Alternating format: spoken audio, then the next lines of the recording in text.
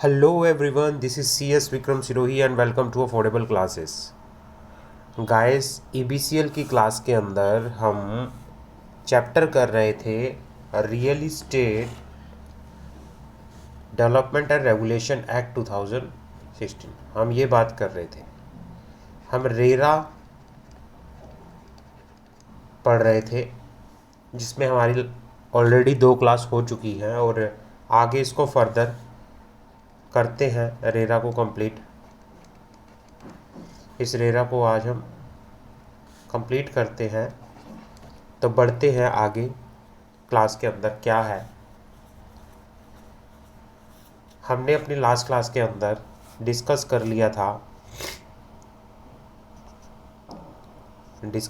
था last class के अंदर प्रमोटर के फंक्शंस, प्रमोटर की ड्यूटीज़ क्या होती हैं, हमने पढ़ लिया था।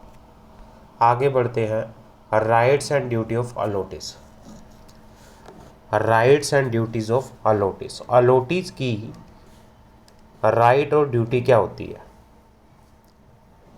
Through the act is pro consumer yet it has struck a balance by specifying the duty of allotee. Allotee who do not pay their installment maintenance due in time will also be subject to rigors of this act. मतलब जो allotee उससे अपनी instalment पे नहीं करते या फिर जो भी मेंटेनेंस ड्यू पे नहीं करते, तो उनकी कुछ ड्यूटीज़ हैं वो बताई गई हैं। Section 19 provide for the various right and duty of the allotee. Allotee shall be entitled to obtain the information relating to the sanction plan, layout plan along with the rights क्या क्या है वो बात कर लेते हैं।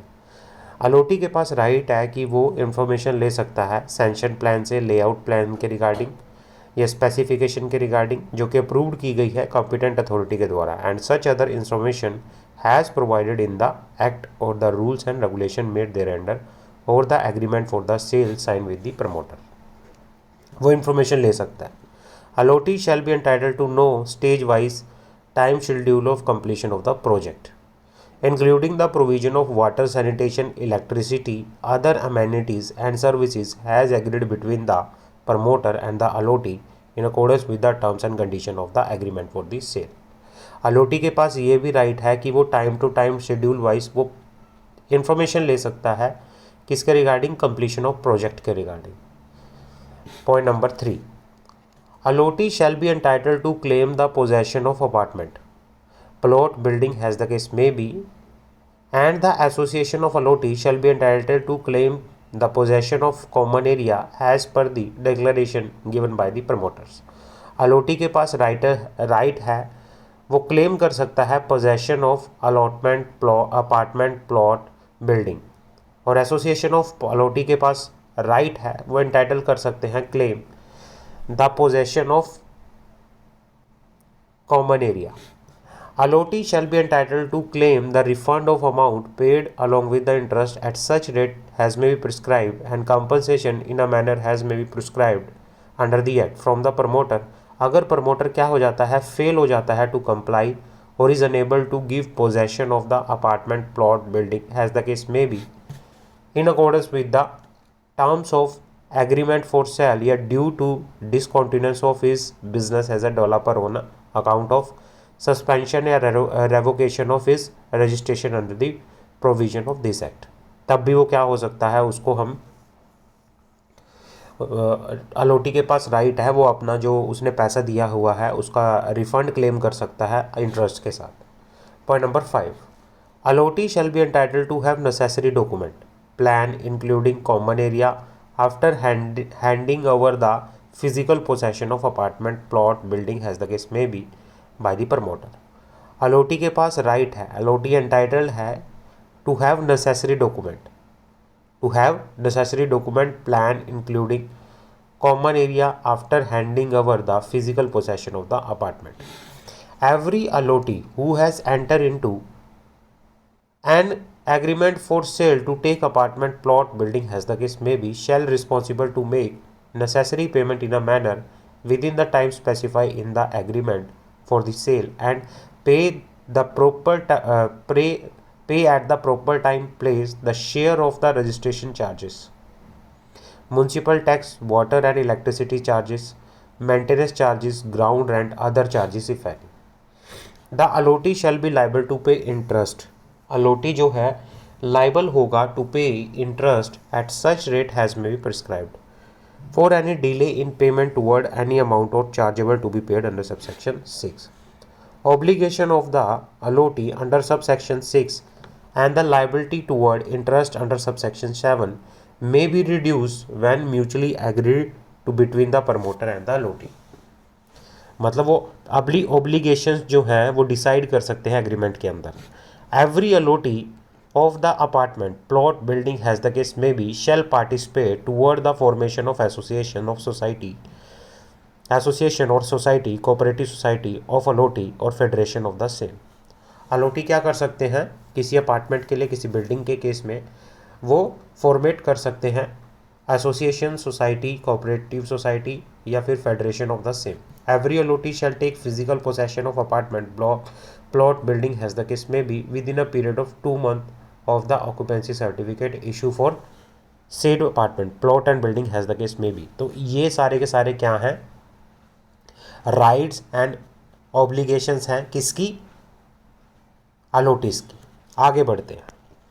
Real estate regulatory authority. Real estate regulatory authority has stated earlier through this sector has been unprecedented growth since the independence. It has remained unregulated till now. We have witnessed that whenever a regulator is appointed for a sector like SEBI, IRDI, TRAI, etc., it widened the sector. Accordingly, this act maintained the RERA would be established by each of the state union territory for administrating the real estate sector in the respective state union territory. Establishment and incorporation of real estate regulatory authority. The appropriate government shall establish authority to be known as real estate regulatory authority to exercise the power conferred on it to perform the function assigned to it. Central government के पास power है, वो क्या कर सकती है, establish कर सकती है real estate regulatory authority. The appropriate government of 2 or more state union territory as he deem fit establish one single authority. Further, the appropriate government, if it deem fit, establish more than one authority in a state or union territory as the case may be. Until the establishment of regulatory authority under this section, appropriate government shall by order designate a regulatory authority or any officer, preferably the secretary of the department dealing with the housing, has a regulatory authority for the purpose under the act. After the establishment of regulatory authority, all application complaint case pending with the regulatory authority designated shall stand transferred to the regulatory authority so established and shall be heard from the stage such application complaint as the case may be. मतलब RERA के establishment होने से पहले government क्या कर सकती है, किसी भी अथॉरिटी को, किसी भी ऑफिसर को सेक्रेटरी अपॉइंट कर सकती है, रेगुलेटरी अथॉरिटी बना सकती है, और जितने भी केसेस हैं, पेंडिंग केसेस हैं रेगुलेटरी अथॉरिटी के पास या कंप्लेंट्स हैं जिसको डेजिग्नेटेड किया गया था, रेरा के इस्टेब्लिशमेंट होने के बाद वो सारे के सारे केसेस किसको ट्रांसफ़र हो जाएंगे, रेरा को ट्रांसफ़र हो जाएंगे. Composition of authority. Composition of authority. The authority shell consist of chairperson. RERA के अंदर एक चेयरपर्सन होगा एंड नॉट लेस देन 2, और उसके अंदर 2 फुल टाइम डायरेक्टर होंगे, minimum 2 full time direct members होंगे to be appointed by the government. Qualification of chairperson and member of the authority. The chairperson and member of the authority shall be appointed by the appropriate government on the recommendation of selection committee consisting the Chief Justice of High Court or his nominee. The secretary of the department dealing with the housing and the law secretary in such manner as the case may be prescribed from amongst person having adequate knowledge of the professional experience of at least 21 years in case of chairperson and 15 years in case of member in the urban development, housing, real estate development, infrastructure. जिसका housing sector में, real estate sector में, infrastructure, economic, technical experts from relevant field, planning, law, commerce, accountancy, industry management, social service, public affair, administration, अगर जिसका इनमें क्या है at least 21 years का experience है तो वो चेयरपर्सन अपॉइंट हो सकता है, और जिसका 15 ईयर्स का, 15 ईयर्स का एक्सपीरियंस है तो वो मेंबर्स अपॉइंट हो सकते हैं. मेंबर्स अपॉइंट हो सकते हैं।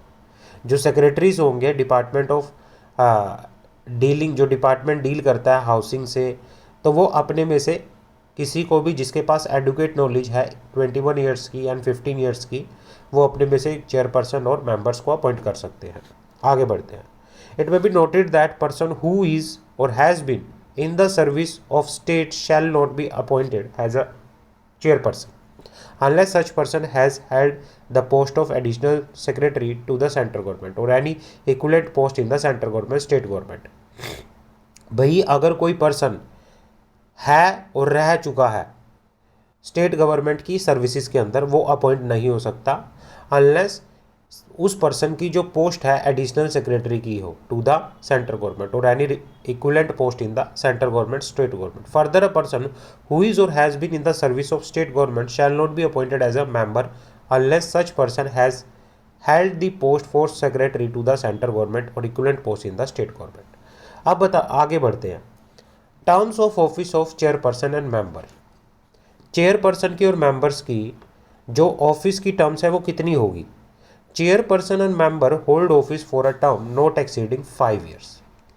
उनकी जो टर्म्स होगी अपॉइंटमेंट की कितने पीरियड के लिए होगी? 5 ईयर्स के लिए होगी। From the date on which they enter upon their office और until they attain the age of 65 years, और मैक्सिमम एज उनकी कितनी होगी? 65 years. 65 years whichever is earlier and shall not be eligible for reappointment. उसके बाद वो reappointment नहीं होंगे। Before appointing any person as chairperson और member, the appropriate government shall satisfy itself that the person does not have any financial other interest has likely to affect prejudicially his function है such member. मतलब किसी भी person को chairperson या member appoint किया जा रहा है तो उस पर्सन का अथॉरिटी के अंदर क्या नहीं होना चाहिए? किसी भी तरह से फाइनेंशियल इंटरेस्ट नहीं होना चाहिए। सैलरी और अलाउंसेस की बात कर लेते हैं। Salary and allowances payable to the chairperson and member. The salary allowances payable to and the other terms and condition of services of the chairperson and the member shall be such as may be prescribed and shall not be varied to their disadvantage during their tenure।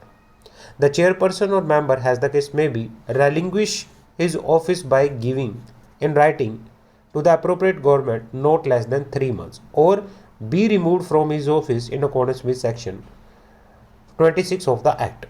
मतलब कि भाई chairperson अगर अपना office छोड़ना चाहते हैं या member अपना ऑफिस छोड़ना चाहते हैं तो वो अप्रोप्रिएट गवर्नमेंट को कम से कम 3 महीने पहले नोटिस देंगे और सेंट्रल गवर्नमेंट उनको अप्रोप्रिएट गवर्नमेंट उनको रिमूव भी कर सकती है as per section 26 of the act.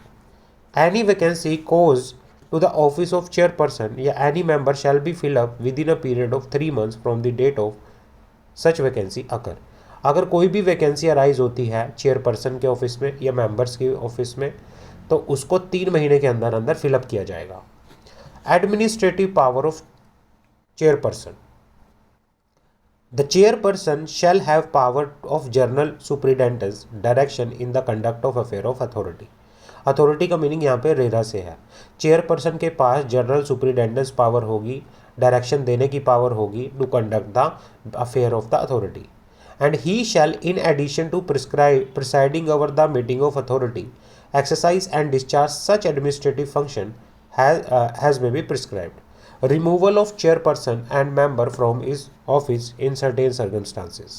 Sections 26 कहता है कि अगर नीचे बताई हुई चीज़ों में से कुछ भी चीज़ें अगर होती हैं तो चेयरपर्सन या मेंबर को रिमूव कर दिया जाएगा उसके ऑफिस में से। वो कौन कौन से केसेस हैं जिनमें एक चेयरपर्सन को और मेंबर को अप्रोप्रिएट गवर्नमेंट क्या कर सकती है? रिमूव कर सकती है। पहला केस, हैज़ बीन अ जजेस हैज़ एन इंसॉल्वेंट। अगर वो इंसॉल्वेंट हो गया है। Has been convict of offence involving moral turpitude. अगर उसने कोई ऑफेंस कन्विक्ट किया है तो तब भी उसको रिमूव किया जा सकता है। Has become physically mentally incapable. वो फिजिकली और मेंटली इनकैपेबल हो गया है। Has acquired such financial other interest has is likely to affect prejudicially his function। Has so abused his position has to render is continuous in the office। अगर उसका मतलब किसी तरह से फाइनेंशियल इंटरेस्ट आ चुका है तो तब भी उसको उसकी पोस्ट से क्या कर दिया जाएगा? रिमूव कर दिया जाएगा। The chairperson member shall not be removed from his office on the ground specify close D और ई, जो क्लोज डी और ई में उसको तब तक रिमूव नहीं किया जाएगा जब तक कि ऑर्डर पास ना कर दे appropriate government after an inquiry made by जज of the high court in such chairperson member has been inform of charges against him and giving a reasonable opportunity of being heard. मतलब इनको एक reasonable opportunity of being heard दी जाएगी। Case अगर हम D और ई की बात करें, केस हम डी और ई की बात करें कि भाई जहाँ पर उसने कोई फाइनेंशियल इंटरेस्ट एक्वायर्ड किया है या फिर उसकी पोजीशन है, उसने अपनी पोजीशन का मिसयूज़ किया है, तो पहले तो प्रॉपरली उसको एक अपॉर्चुनिटी ऑफ बीइंग हर्ड दी जाएगी। जज of high court proper inquiry करेगा और उसके बाद अप्रोप्रिएट गवर्नमेंट जब ऑर्डर पास करेगी उसके बाद ही उसको रिमूव किया जाएगा। आगे बढ़ते हैं। रिस्ट्रिक्शन ऑन द चेयरपर्सन और member on employment after cessation of office. The chairperson or member ceasing to hold office as such shall not accept any employment in connection with the management administration of any person organization which has been associated with any work under this act from the date on which he hold office. मतलब क्या है, वो किसी तरह से कोई भी employment accept नहीं करेंगे या किसी भी मैनेजमेंट या किसी भी एडमिनिस्ट्रेशन के काम में एसोसिएट नहीं होंगे जो कि प्रॉपरली लिंक है इस एक्ट से। ऐसे काम में वो एम्प्लॉय नहीं होंगे। However, nothing contained in this clause shall apply to any employment under the appropriate government, local authority or any statutory authority or any corporation established by or under any state, center, provincial act. Government company has defined in section 45 and as defined in clause 45 of section 2 of the Companies Act 2013, which is not a promoter as per the provision of the act. But वो क्या हो सकते हैं, वो क्या हो सकते हैं, किसी मतलब जिस मेंबर को चेयरपर्सन को मतलब वो कर दिया गया है, भाई उनका ऑफिस को सीज हो गया है, उन्होंने सिसेशन कर दिया गया है, तो फिर वो किसी भी दूसरी जगह पे एम्प्लॉयमेंट में नहीं हो सकते रिगार्डिंग द मैनेजमेंट एडमिनिस्ट्रेशन काम में, जो कि बता रखा है अंडर दिस एक्ट। बट जो ऊपर क्लोज ए बता रखा है वो अप्लाई नहीं होगा। Nothing contain in this clause apply to employment. अगर वो एम्प्लॉयमेंट में है किसी अप्रोप्रिएट गवर्नमेंट के, किसी लोकल अथॉरिटी के, किसी स्टैट्यूटरी अथॉरिटी के, ठीक है ना, तो उस केसेस में किसी गवर्नमेंट कंपनी में अगर वो एम्प्लॉयमेंट में है तो उस केस में जो ये सबसेक्शन ए का प्रोविजंस है, क्लोज ए का प्रोविजंस है, ये एप्लीकेबल नहीं होगा। Clause B, the chairperson member ceasing to hold office such as shall not act for on behalf of any person organization in connection with the specific proceeding or transaction negotiation case to which the authority is a party and with respect to which the chairperson or such member had before cessation of office acted for a provided advice to the authority। मतलब किसी person के behalf पे, किसी organisation के behalf पे कोई proceeding नहीं करेंगे, ट्रांजैक्शन नहीं करेंगे, नेगोशिएशन नहीं करेंगे, जिसमें पार्टी कौन है, अथॉरिटी है, जिसमें पार्टी जो है अथॉरिटी है, उसमें वो किसी तरह से काम नहीं करेंगे। Shall not give advice to any person using information which was obtain in his capacity as a chairperson और अ मेंबर और बीइंग अनअवेलेबल टू और not being able to made available to the public. वो किसी ऐसी information का use करके जो उन्होंने ऑब्टेन की थी इंफॉर्मेशन, किस कैपेसिटी में, चेयरपर्सन की कैपेसिटी में, मेंबर की कैपेसिटी में, तो वो उस इंफॉर्मेशन का यूज़ पब्लिक को एडवाइस करने के लिए नहीं देंगे। वो उस इंफॉर्मेशन का यूज़ पब्लिक को एडवाइस करने के लिए नहीं देंगे। Point number D, enter into contract of service with और accept an appointment to board of director or accept an offer of employment with any entity which he held direct and significant official dealing during the term of office। और last point क्या है कि the chairperson and member shall not communicate reveal to any person any matter which has been brought under his consideration or known to him while acting as such। मतलब कोई भी information अगर उनके पास, कोई भी ऐसी सेंसिटिव इंफॉर्मेशन उनके पास authority में जब वो चेयरपर्सन थे, मेंबर थे, तब उनको मिली, वो उस इंफॉर्मेशन को पब्लिक में कम्युनिकेट नहीं करेंगे। आगे बढ़ते हैं, officers and other employ of authority. आगे बढ़ते हैं, officers and other employ of authority. The appropriate government may, in consultation with the authority, appoint such other officers, employee, as it consider necessary for the efficient discharge of the function under the Act, who would discharge their function under the general superintendence of the chairperson. Appropriate government किसी officers को, employ को भी क्या कर सकती है, appoint कर सकती है for efficient discharge of function of the RERA, efficient discharge of function of RERA. और जो ये लोग हैं, जो ऑफिसर्स हैं, एम्प्लॉय हैं, वो किसके अंडर काम करेंगे, general superintendence of chairperson, general superintendence of chairperson. आगे बढ़ते हैं, the salary and allowances payable to and the other terms and condition of service of the officers and the employ of the authority appointed shall be such as may be prescribe. और जो इनकी salary होंगी, जो इनके allowances होंगे, वो जो appropriate government ने डिसाइड किया हुआ है, अप्रोप्रिएट गवर्नमेंट ने डिसाइड किया हुआ है, वही इनके सैलरी अलाउंसेस होकर यहाँ पर चलेंगे। आगे बढ़ते हैं, meeting of the authority. Authority shall meet at such place at such time and shall follow such rule और procedure in regard to the transaction of business at it is meeting. If the chairperson for any reason is unable to attend the meeting of authority, any other member chosen by the member present among themselves at the meeting shall preside over the meeting। मतलब क्या है कि अगर chairperson meeting को attend नहीं कर पा रहा किसी रीज़न की वजह से, तो जो मेंबर होंगे अपने में से किसी एक को चूज कर सकते हैं chairperson of the meeting. All questions which come up before any meeting of authority shall be decided by the majority of vote by the members present and voting. In the event of equality of vote, the chairperson or in absence of person presiding shall have the casting vote.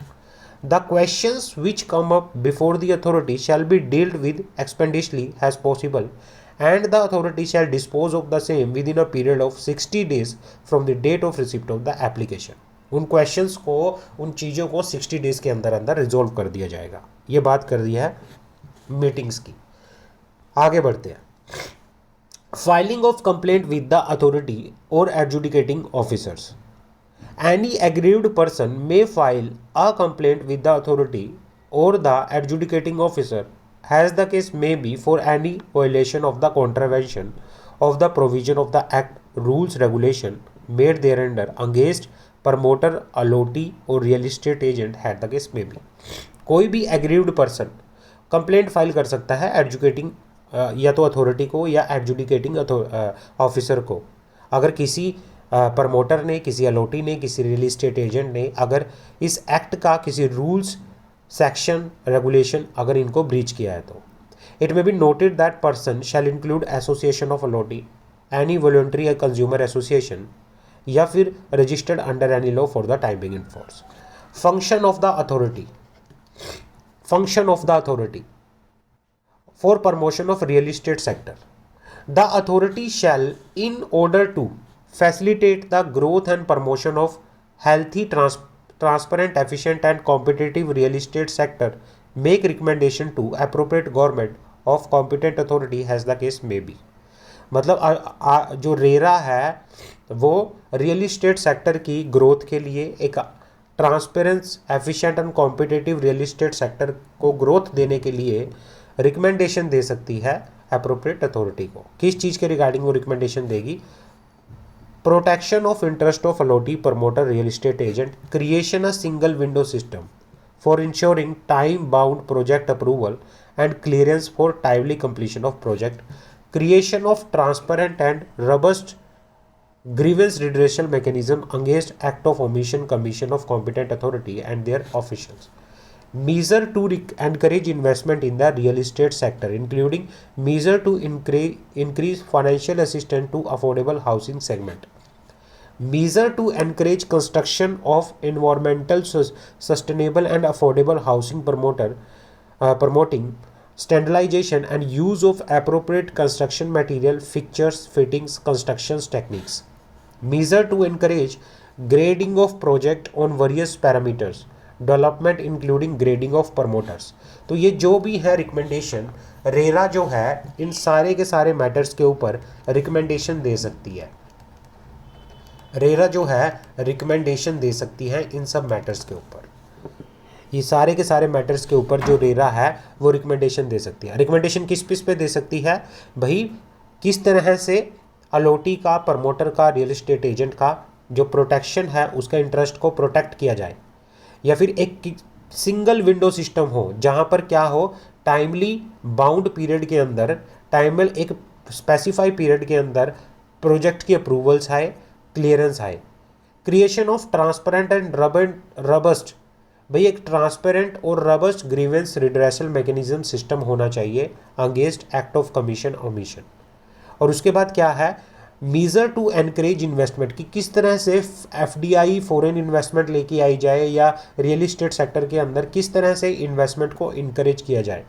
तो इस तरह से अलग अलग क्या बता रखे हैं, मीजर बता रखे हैं, जिसमें इन चीज़ों पर, इन मुद्दों पर अथॉरिटी जो है, मतलब कौन सी authority, real estate authority, real estate regulatory authority RERA, वो रिकमेंडेशन दे सकती है गवर्नमेंट को। आगे बढ़ते हैं। Advocacy and awareness measure, advocacy and awareness measure, appropriate government while formulating a policy on real estate sector or any other matter may reference to the authority for it is। जो appropriate government है, अगर वो कोई real estate sector की कोई policy, कोई rules किसी दूसरे मैटर पे भी बना रही है, तो वो रेफर करेगी इसको, अथॉरिटी को, उसका ओपिनियन लेने के लिए on possible effect of such policy. उसमें क्या है, जो रियल इस्टेट रेगुलेटरी अथॉरिटी है वो अपनी रिकमेंडेशन देती है properly to the appropriate government इन सभी मैटर पे। रियल इस्टेट के मुद्दों से रिलेटेड कोई भी पॉलिसी है, कोई भी लॉ बन रहा है, कोई भी रूल्स रेगुलेशन बन रहा है, तो उस पर क्या करेगी, अपना रिकमेंडेशन देगी। Function of the authority, function of the authority, the function of the authority include register and regulate real estate project, real estate agent registered under the act, publish and maintain a website of records for public viewing of all real estate project for which registration has been given, with such detail as may be prescribed including information provided in the application for which registration was granted. Maintain करना a database on its website for public viewing, enter the name of photograph, enter the names and photograph of promoter as a defaulter including the project detail, registration for which has been revoked, for which registration has been revoked or have been penalized under the act with reason thereof for the access to the general public। ये क्या करती है, online website पे एक proper database maintain करती है, project जो registered project हैं उनकी पूरी डिटेल्स बताती है, जो डिफ़ॉल्टिंग प्रोजेक्ट के बारे में जो प्रमोटर्स हैं उनकी फ़ोटो, उनका नाम, उनके प्रोजेक्ट की पूरी डिटेल्स भी बताती है, मेंटेन करती है a database on the website for public viewing, and enter the name and photograph of real estate agent who have applied and registered under the act with such details as may be prescribed including those whose registration has been rejected and revoked। Fix करती है through registration for each area under its jurisdiction the standard fees for levy on the allotee or promoter real estate agent। Ensure करती है compliance of the obligation cast upon the promoter, allottee, real estate agent. Promoter, allottee और real estate agent पे जो obligations दी गई हैं, जो इनकी responsibility है, ड्यूटी है, उनकी कंप्लायंस को इंश्योर करती है। इंश्योर करती है compliance of its regulations and order या direction made in exercise of power under the act. Perform करती है such other function has may be entrusted to the authority by the appropriate government has may be necessary to carry out the provision of act. तो ये सारे के सारे क्या है, function होते हैं रेरा के। आगे बढ़ते हैं। Power of the authority to call for the information या कंडक्ट ऑफ इन्वेस्टिगेशन, ये पढ़ते हैं। Power of the authority to call for the information या फिर conduct of investigation where the authority consider it is expeditious to do so on a complaint or suo motu relating to the act, या तो कोई person complaint करता है या फिर वो अपनी मर्जी से रिलेटिंग टू एक्ट और rules of regulation made thereunder इट में by order in writing and recording reason therefor, वो राइटिंग में या कोई भी रीजन रिकॉर्ड करके किसी भी पर्सन से कॉल कर सकती है। Call upon any promoter allottee real estate agent as the case may be at any time to furnish, उनको बोल सकती है कि हमें कोई भी फर्निश करो राइटिंग में such other information explanation relating to the affair, as the authority may require and appoint one और more person to make the inquiry in relation to the affair of the promoter and allottee या real estate agent. इसमें यह कहना चाह रहा है कि भाई रियल इस्टेट रेरा के पास, रियल इस्टेट रेगुलेटरी अथॉरिटी के पास पावर है कि भाई वो राइटिंग में रीज़न को रिकॉर्ड करके वो किसी भी प्रमोटर से, किसी भी अलॉटी से, किसी भी रियल इस्टेट एजेंट से कोई भी इंफॉर्मेशन, कोई भी डॉक्यूमेंट ले सकती है अगर उसे ज़रूरी लगता है, या वो किसी भी पर्सन को अपॉइंट कर सकती है कि वो इनके अफेयर्स में क्या कर सकता है, किसी प्रमोटर्स के, अलॉटी के, रियल इस्टेट एजेंट्स के अफेयर में इंक्वायरी कर सकता है। आगे बढ़ते हैं। Notwithstanding anything contained in any other law for the time being in force, while exercising the power, the authority shall have the same power as are vested in the civil court under the Code of Civil Procedure 1908। Authority के पास जब वो अपनी power को exercise कर दिया, उसके पास same power है जो एक सिविल कोर्ट के पास होती है under the code of civil procedure. वो कौन कौन से मैटर्स के क्या क्या in respect of the following matters, namely उसके पास क्या क्या पावर्स हैं। Discovery and production of books of accounts other document at such place at such time as may be specified by the authority. मतलब वो क्या कर सकती है, डिस्कवरी कर सकती है, प्रोडक्शन कर सकती है बुक्स ऑफ अकाउंट्स को, अदर डॉक्यूमेंट्स को at a such place at a such time as may be specified by the authority. Summoning and enforcing the attendance of person and examining them an oath, वो किसी भी person को legal notice issue कर सकती है, उसको अपने पास present होने के लिए बुला सकती है और उसको एग्जामिन कर सकती है। Issuing commission for the examination of witness और document and any other matter as may be prescribed, any other matter as may be prescribed. आगे बढ़ते हैं। Power to issue interim order, power to issue interim order, final order से पहले जब कोई proceeding चल रही होती है, ऑर्डर किसी प्रोसीडिंग के कंप्लीट होने से पहले बीच में अगर कोई ऑर्डर पास कर दिया जाता है रिगार्डिंग इंजेक्शन या किसी प्रोहिबिट करने के लिए, रिस्ट्रेन करने के लिए, तो वो होता है interim order. Where during the inquiry authority satisfy that an act in contravention of act rules regulation made thereunder has been committed or continue to be committed, or that such act is about to committed, the authority may by order restrain the promoter, allotee, real estate agent from carrying such act until the conclusion of inquiry of until further order without giving notice to such party where the authority deem it necessary। भाई अगर लगता है कि भाई कोई भी promoter है, allottee है या रियल इस्टेट एजेंट है, कोई कमिट कर रहा है या करने वाला है किसी मतलब कमिट करने वाला है कि मतलब क्या है, किसी ब्रीच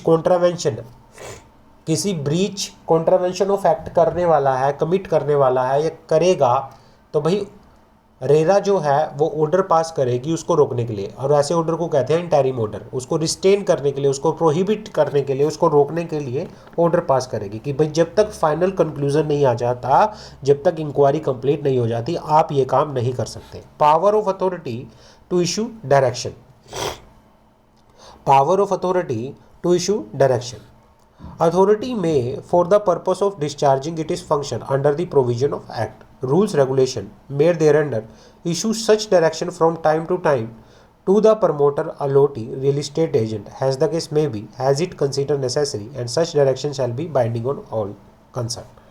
रियल इस्टेट जो रेगुलेटरी अथॉरिटी है वो प्रमोटर पे, अलॉटी पे या फिर जो हमारे रियल इस्टेट एजेंट है इन पे कोई भी डायरेक्शन दे सकती है, और ये जो भी डायरेक्शन इशू करेगी ये सब पे क्या होगी, इनके ऊपर बाइंड होगी।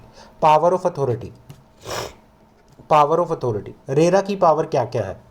The authority shall have power to impose penalty और interest in regard to any contravention of obligation cast upon the promoter, allotee, and the real estate agent under the Act rules regulation made thereunder. The authority shall be guided by the principle of natural justice. The authority जो है वो guided होगी by the principle of natural justice and subject to the other provision of this act and rules made thereunder. Authority shall have power to regulate their own procedure. उसके बाद क्या है?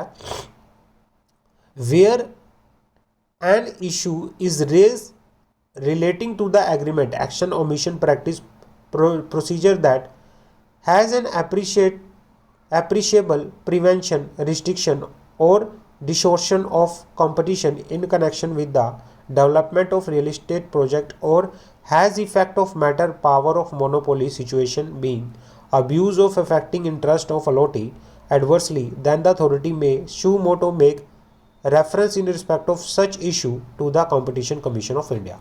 भाई क्या है, जहाँ पर कंपटीशन को ख़त्म करने की कोशिश की जा रही है, जहाँ पर दूसरे मतलब एक ही रियल इस्टेट किसी प्रमोटर की किसी एजेंट की मोनोपोली है और वो दूसरों को रोक रहा है, तो इस केस में क्या होगा?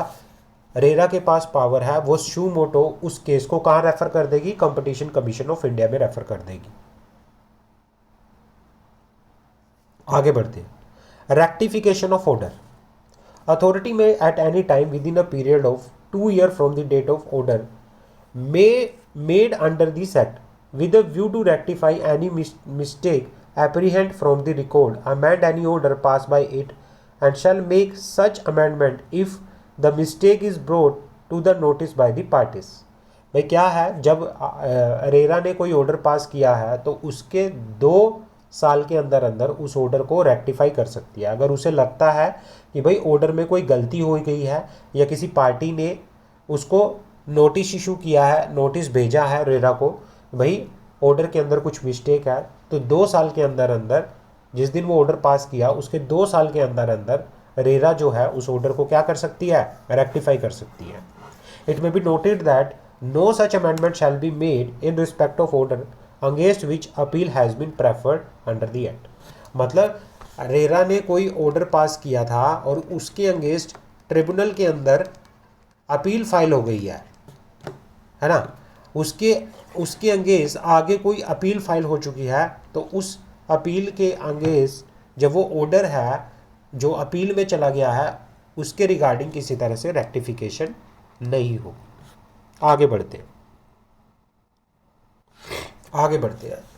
रिस्पॉन्सिबिलिटी रिकवरी ऑफ इंटरेस्ट और पेनल्टी और compensation and enforcement order etc. If promoter, allotee, real estate agent as the case may be fail to pay amount, penalty or the compensation imposed on him by the adjudicating officer या regulatory authority or appellate authority as the case may be under this act or the rules regulation made thereunder, it shall be recovered from such promoter, allotee, real estate agent in such manner as may be prescribed as an arrear of land revenue. If any adjudicating officer or the regulatory authority or appellate tribunal as the case may be issue any order या direct any person to do any act या refrain from doing any such act which is empowered to do under this act or the rules regulation made thereunder, then in case of failure by the person to comply with such order or the direction, the same shall be enforced in such manner has been prescribed. तो उनसे ये चीज़ें करवाई जा सकती हैं। भाई अगर किसी प्रमोटर को, किसी अलॉटी को, किसी रियल इस्टेट एजेंट को कोई कंपनसेशन, कोई पेनल्टी, कोई इंटरेस्ट पे करना था बट उन्होंने नहीं किया, तो भाई फिर क्या हो सकता है? उनसे रिकवर किया जा सकता है। उनसे क्या किया जा सकता है? रिकवर किया जा सकता है। या फिर किसी रेगुलेटरी अथॉरिटी, एडजुडिकेटिंग ऑफिसर ने या रेगुलेटरी अथॉरिटी ने या अपीलेट ट्रिब्यूनल ने, है ना, कोई ऑर्डर या डायरेक्शन इशू की है जिसमें वो मना कर रहे हैं किसी काम को करने से, किसी पर्सन को मना कर रहे हैं किसी काम को करने से, तो किसी पर्सन को, तो भाई क्या है, वो प्रॉपरली जो ऑर्डर पास हुआ है उसके अगेंस्ट प्रॉपरली एनफोर्स होकर यहाँ पर चलेगा। रिस्पॉन्सिबिलिटी क्या है रेगुलेटरी अथॉरिटी की? रिस्पॉन्सिबिलिटी हमने पढ़ा कि भाई रजिस्ट्रेशन करने का काम, पहले तो रजिस्ट्रेशन करेगी रियल इस्टेट प्रोजेक्ट का, रियल इस्टेट एजेंट का, extension of registration of real estate project real estate agent, renew of registration of real estate agent real estate project, maintain a website of records of public viewing, appoint one or more adjudicating officer, notify regulation, recommendation for the growth and promotion of a healthy transparent। तो real estate sector को मजबूत करने के लिए regulation बनाना, recommendation देना government को regarding the transparent और healthy real estate sector. तो ये सारी के सारी क्या होती है, रिस्पॉन्सिबिलिटी होती है किसकी, अथॉरिटी की। आगे बढ़ते हैं, central advisory council. Central advisory council, ये बात कर लेते हैं।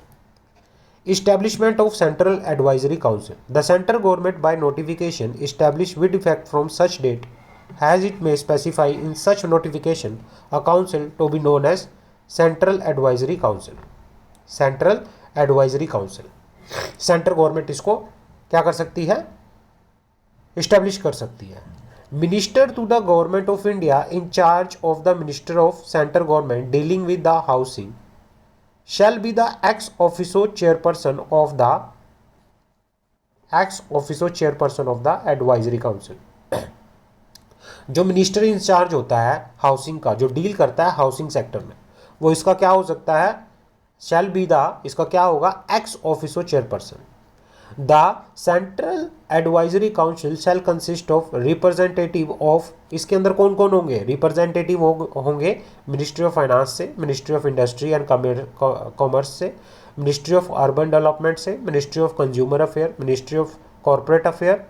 5 representative of state government to be selected by the rotation, 5 representative of real estate regulation authority to be selected by rotation, any other central government department has notified।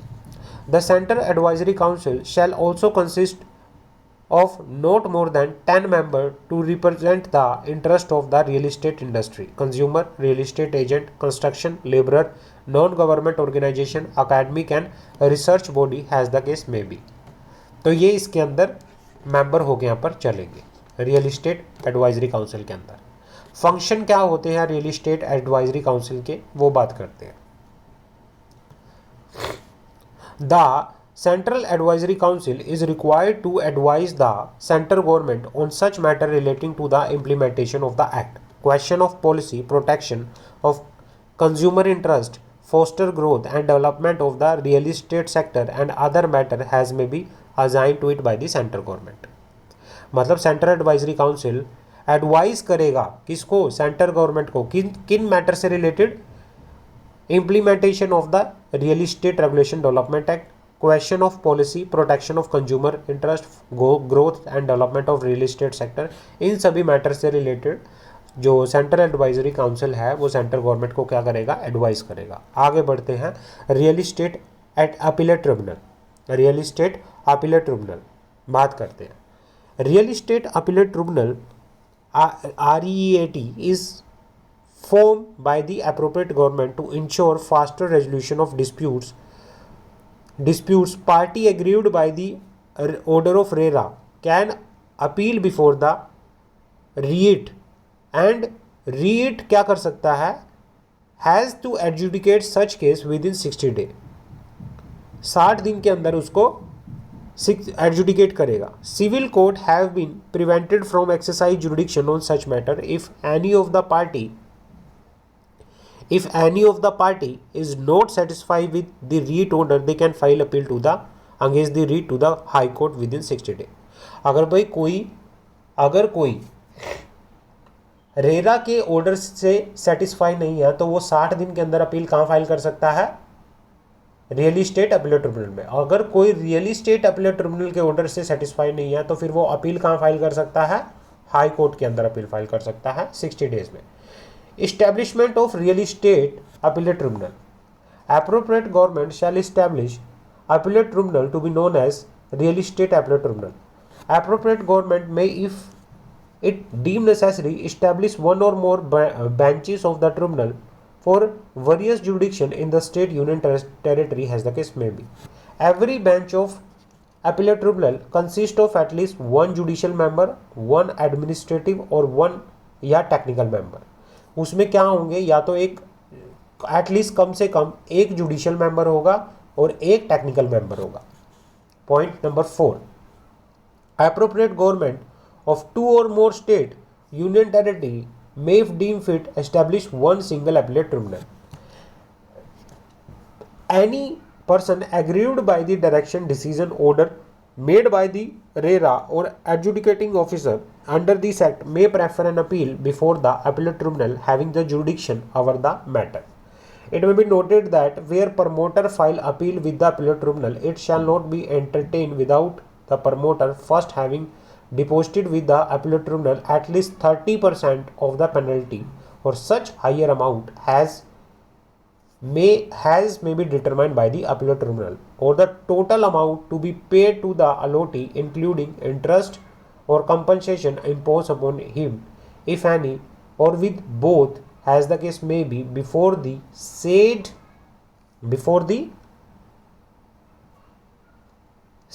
appeal is heard. अगर appeal कौन file कर रहा है, promoter, तो promoter तब तक appellate tribunal में appeal file नहीं कर सकता जब तक कि जितना उसके ऊपर पेनल्टी लगी है उसका 30% वो डिपॉजिट ना करा दे अपीलेट ट्रिब्यूनल के पास।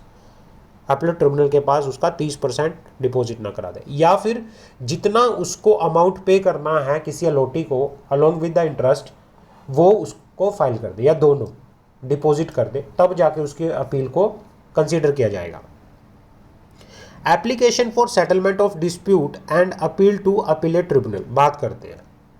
Section 44 of the act deal with the application for settlement of dispute and appeal to the appellate tribunal. It provide that appropriate government or the competent authority or any person aggrieved by the direction, order or decision of the authority or the adjudicating officer may prefer appeal to the appellate tribunal.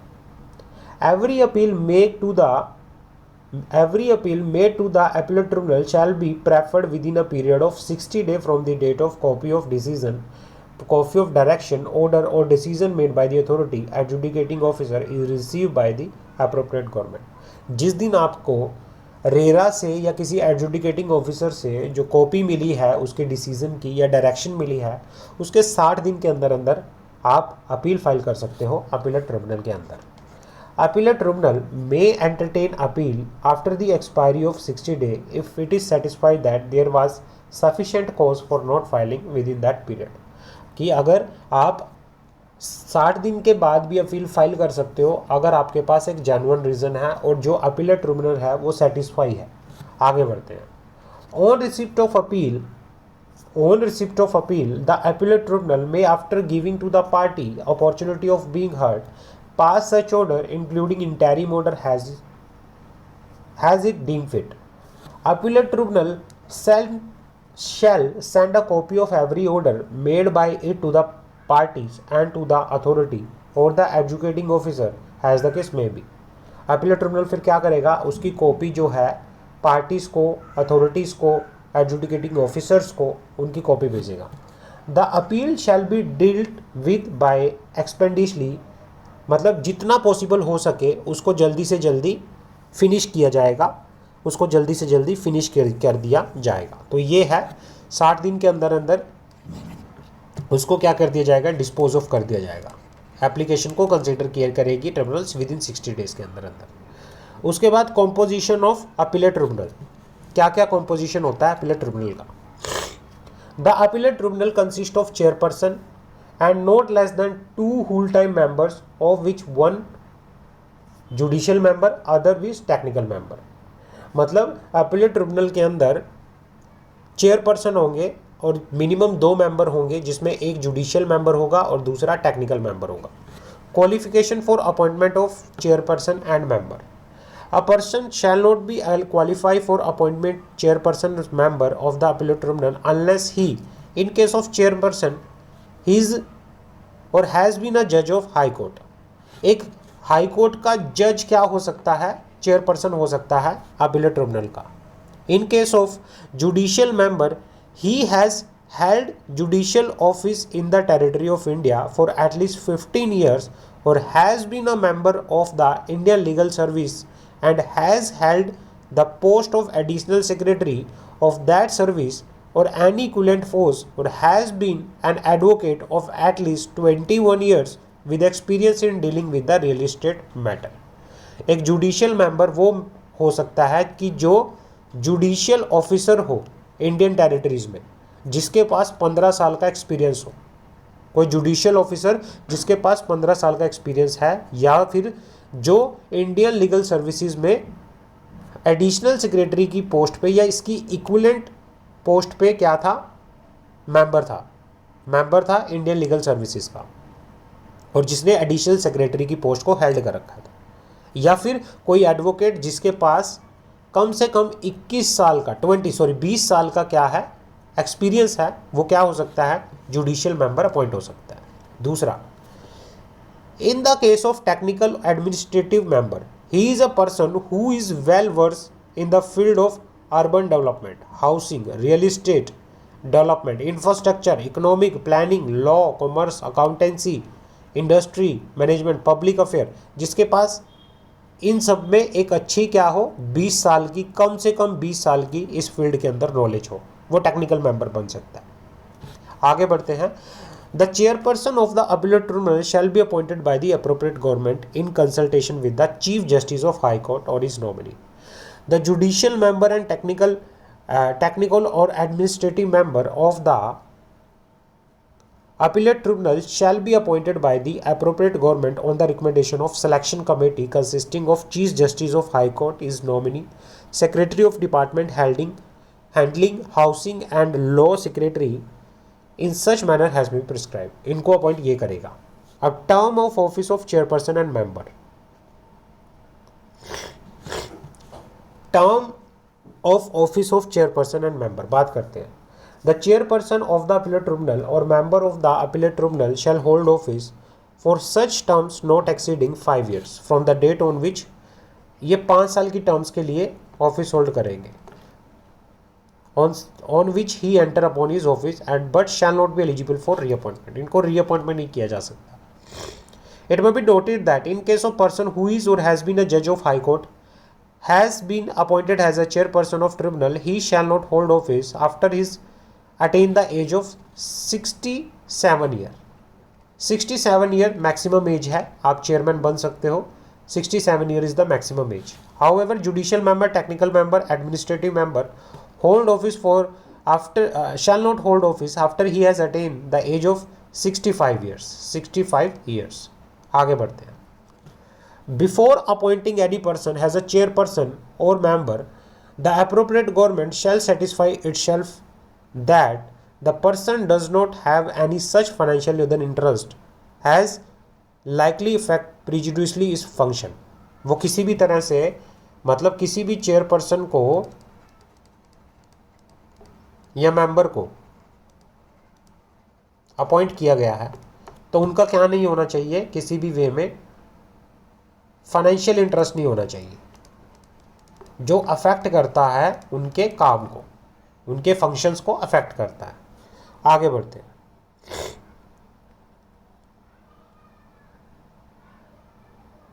Restriction on chairperson, judicial member, technical member, ये same to same है जो रेरा के case में बताई हुई थी restrictions, same to same restrictions जो हैं ट्रिब्यूनल के केस में है।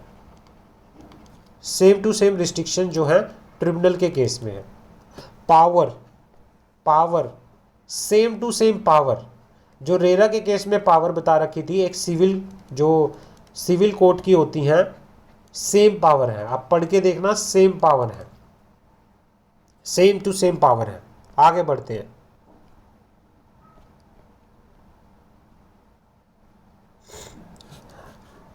Right to legal representation, section 56 deal with the right to legal representation. It provide that applicant or appellant may either appear in person or authorize one or more chartered accountant, company secretary or cost accountant, legal practitioner has the case or any of its officer to present his or its case before the appellate tribunal. कोई भी promoter जो है, कोई भी applicant जो है, वो अपने बिहाफ पे किसी भी chartered accountant, company secretary, cost accountant, legal practitioner को अपॉइंट कर सकते हैं। वो किस चीज़ के लिए? अपीयर होने के लिए, प्रेजेंट होने के लिए बिफोर द अपीलेट ट्रिब्यूनल या रेगुलेटरी अथॉरिटी। वो सब में अपने आप को प्रेजेंट होने के लिए अपने बिहाफ पे किसी भी CA, CS, कॉस्ट अकाउंटेंट या फिर प्रैक्टिसिंग किसी लॉयर को क्या कर सकते हैं? अथोराइज कर सकते हैं। आगे बढ़ते हैं।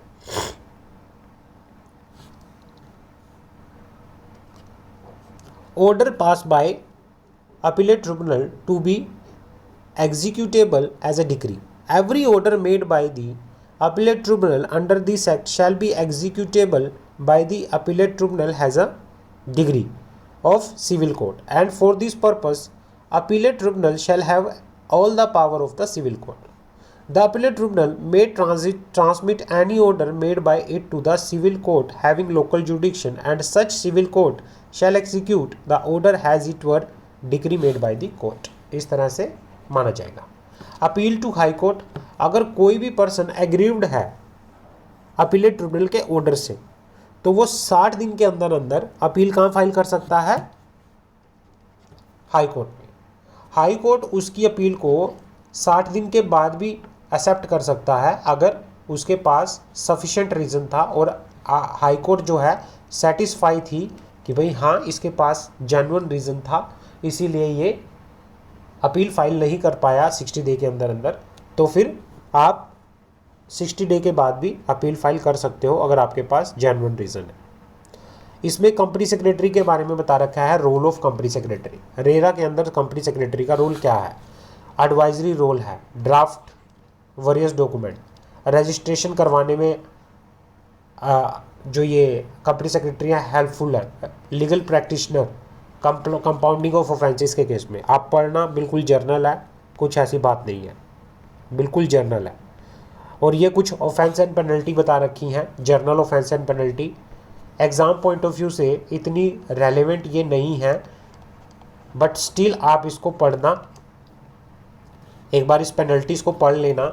एग्ज़ाम पॉइंट ऑफ व्यू से ये इतनी रेलेवेंट जो है वो नहीं है, रेलेवेंट इतनी नहीं है, बट फिर भी आप इसको पढ़ना, पढ़ के एक बार देखना और उसके बाद क्या है आपको ये अकॉर्डिंगली सही लगेगा। तो यहाँ पे जो हमारा ये रेरा वाला चैप्टर है ये ख़त्म होता है। यहाँ पे हमारा रेरा वाला चैप्टर यहाँ पे जो है फिनिश होता है। नेक्स्ट क्लास में हम एक नया चैप्टर शुरू करेंगे EBCL में। अभी के लिए इस क्लास में इतना ही है। Thank you so much. आपको अगर वीडियो अच्छी लगे तो please subscribe the YouTube channel. कहीं पे कोई भी डाउट हो बच्चों तो मुझे पूछना, मैसेज करना कि सर मुझे इस पॉइंट पे डाउट है, क्लियर नहीं हुआ, दोबारा से बताओ। मैं आपको डेफिनेटली बताऊंगा। और अभी के लिए फिर इसमें इतना ही है। Thank you so much.